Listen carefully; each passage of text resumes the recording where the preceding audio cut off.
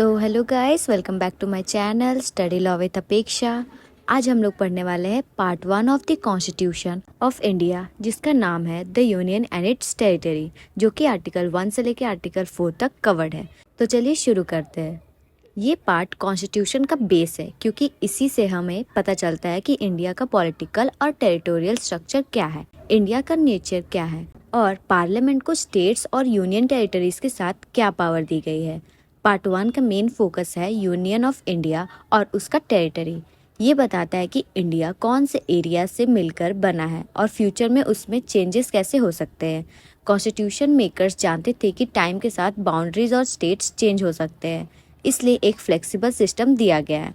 सबसे पहले आते हैं आर्टिकल 1 पर। आर्टिकल 1 क्लियरली डिक्लेयर करता है कि India, that is Bharat, shall be union of states. यहाँ ध्यान देने वाली बात यह है कि कॉन्स्टिट्यूशन ने फेडरेशन वर्ड यूज नहीं किया, बल्कि यूनियन वर्ड यूज किया।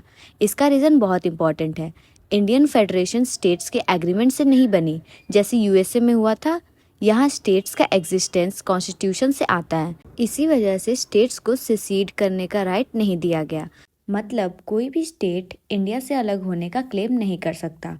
इसलिए इंडिया को इंडिस्ट्रक्टेबल यूनियन कहा जाता है, चाहे स्टेट्स का रिकॉग्नाइजेशन होता रहे। यहाँ एक और बात क्लियर करनी ज़रूरी है। इंडिया को स्टेट्स और यूनियन टेरिटरीज में डिवाइड किया गया है, सिर्फ एडमिनिस्ट्रेटिव कन्वीनियंस के लिए। इस डिवीजन से इंडिया की यूनिटी, सोवरेनिटी या इंटीग्रिटी पर कोई फर्क नहीं पड़ता। कंट्री एक ही यूनिट रहती है। Now article 1 territory of India को 3 पार्ट्स में क्लासिफाई करता है। पहला स्टेट्स के टेरिटरीज, दूसरा यूनियन टेरिटरीज, तीसरा वो टेरिटरीज जो फ्यूचर में गवर्नमेंट ऑफ इंडिया एक्वायर कर सकती है। इसका मतलब कॉन्स्टिट्यूशन फ्यूचर एक्सपेंशन को भी अलाउ करता है। यहाँ पर यूनियन ऑफ इंडिया और टेरिटरी ऑफ इंडिया का डिफरेंस समझना ज़रूरी है। यूनियन ऑफ इंडिया सिर्फ स्टेट्स को इंक्लूड करता है, जो फेडरल स्ट्रक्चर का हिस्सा होता है, लेकिन टेरिटरी ऑफ इंडिया एक ब्रॉडर टर्म है, जिसमें स्टेट्स, यूनियन टेरिटरीज और एक्वायर्ड टेरिटरीज सब आते हैं। अब थोड़ा हिस्टोरिकल बैकग्राउंड समझते हैं। जब कॉन्स्टिट्यूशन स्टार्ट हुआ था, तब इंडिया के स्टेट्स को part A, part B, part C और पार्ट डी स्टेट्स में डिवाइड किया गया था, लेकिन ये सिस्टम ज़्यादा इफेक्टिव नहीं था। इसलिए स्टेट्स रीऑर्गेनाइजेशन एक्ट 1956 और 7th कॉन्स्टिट्यूशनल अमेंडमेंट एक्ट 1956 लाया गया। 1956 के बाद पार्ट ए और पार्ट बी का डिस्टिंक्शन खत्म कर दिया गया। पार्ट सी भी एलिमिनेट हो गया। 1 नवंबर 1956 से इंडिया को 14 स्टेट्स और 6 यूनियन टेरिटरीज में रीऑर्गेनाइज किया गया। इसके बाद भी इंडिया का मैप चेंज होता रहा, कभी लैंग्वेज के बेसिस पर, कभी एडमिनिस्ट्रेटिव रीजन से, कभी पॉलिटिकल मूवमेंट की वजह से। आज के टाइम में इंडिया में 28 स्टेट्स और 8 यूनियन टेरिटरीज है। इन सब के नाम और टेरिटोरियल एक्सटेंट फर्स्ट शेड्यूल में दिया गया है। अब एक इम्पोर्टेंट कंटेम्पररी टॉपिक आता है, जम्मू एंड कश्मीर। 5 अगस्त 2019 को प्रेसिडेंट ने constitution application to Jammu and Kashmir जो ऑर्डर है 2019 इशू किया। इस ऑर्डर के थ्रू आर्टिकल 370 का स्पेशल स्टेटस रिमूव कर दिया गया। इसके साथ ही आर्टिकल 35A भी एब्रोगेट हो गया, यानी रिपील हो गया, जो जम्मू एंड कश्मीर लेजिस्लेचर को परमानेंट रेसिडेंट के स्पेशल राइट देने की पावर देता था। फिर Jammu and Kashmir reorganisation act 2019 के थ्रू स्टेट को 2 यूनियन टेरिटरीज में डिवाइड कर दिया गया। एक बना union territory of Jammu and Kashmir, जिसमें लेजिस्लेचर है, और दूसरा बना यूनियन टेरिटरी ऑफ लद्दाख, जिसमें लेजिस्लेचर नहीं है। ये चेंज 31 अक्टूबर 2019 से इफेक्टिव हुआ। अब आते हैं आर्टिकल 2 पर। आर्टिकल 2 पार्लियामेंट को पावर देता है कि वो न्यू स्टेट्स को यूनियन में एडमिट कर सकती है या नया स्टेट स्टैब्लिश कर सकती है।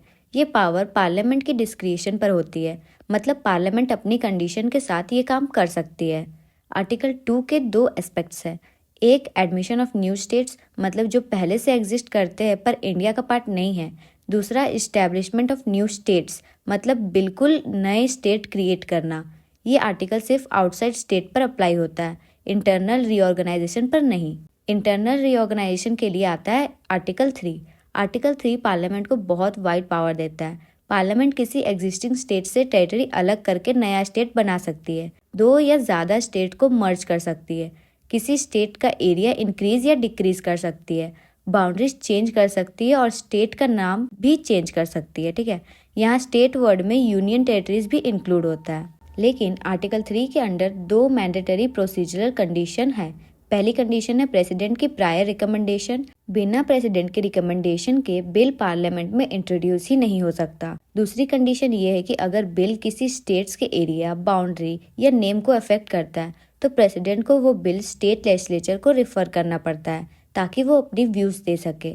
यहाँ स्टेट का मतलब है सिर्फ स्टेट, यूनियन टेरिटरी नहीं। स्टेट लेजिस्लेचर के व्यूज बाइंडिंग नहीं होते। अगर स्टेट टाइम पर रिस्पॉन्स ना दे तो पार्लियामेंट प्रोसीड कर सकती है। प्रेसिडेंट टाइम एक्सटेंड भी कर सकता है और अगर बिल में बाद में अमेंडमेंट्स हो जाते हैं तो दोबारा स्टेट को रिफर करना जरूरी नहीं होता। यूनियन टेरिटरीज के केस में पार्लियामेंट को किसी से कंसल्ट करने की जरूरत नहीं होती।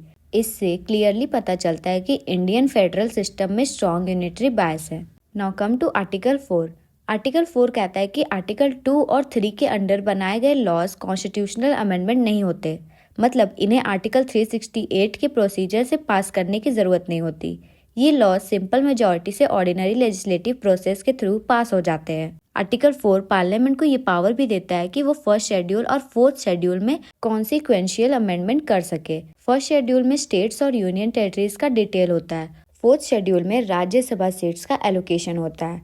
अब थोड़ा केस लॉ समझते हैं। बेरूबरी यूनियन केस 1960 में सुप्रीम कोर्ट ने कहा कि पार्लियामेंट आर्टिकल 3 के अंडर इंडियन टेरिटरी किसी फॉरेन कंट्री को सीड नहीं कर सकती। अगर टेरिटरी देनी है तो कॉन्स्टिट्यूशनल अमेंडमेंट अंडर आर्टिकल 368 जरूरी होगा। रिसेंट केस इन रे आर्टिकल 370 2023 में सुप्रीम कोर्ट ने आर्टिकल 370 और 35A का एब्रोगेशन को अपहोल्ड किया और ये भी कंफर्म किया कि पार्लियामेंट के पास स्टेट को यूनियन टेरिटरी में कन्वर्ट करने की पावर है। सो हमने ये समझा कि part 1 of the constitution India को एक इनडिस्ट्रक्टेबल यूनियन ऑफ स्टेट बनाता है।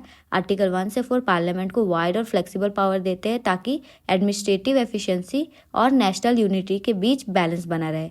ये प्रोविजंस दिखाते हैं कि इंडिया का फेडरल सिस्टम रिजिड नहीं है बल्कि डायनेमिक और अडेप्टेबल है, लेकिन कॉन्स्टिट्यूशन के कंट्रोल में है। गाइस आज के लिए बस इतना ही। मिलते हैं नेक्स्ट वीडियो में। अगर आपको वीडियो पसंद आया हो तो लाइक और सब्सक्राइब ज़रूर करना और प्लीज़ बेल आइकन दबा देना, नोटिफिकेशन अलाउ रखना ताकि नेक्स्ट वीडियो में जब मैं अपलोड करूं तो आपके पास नोटिफिकेशन चला जाए। Thank you.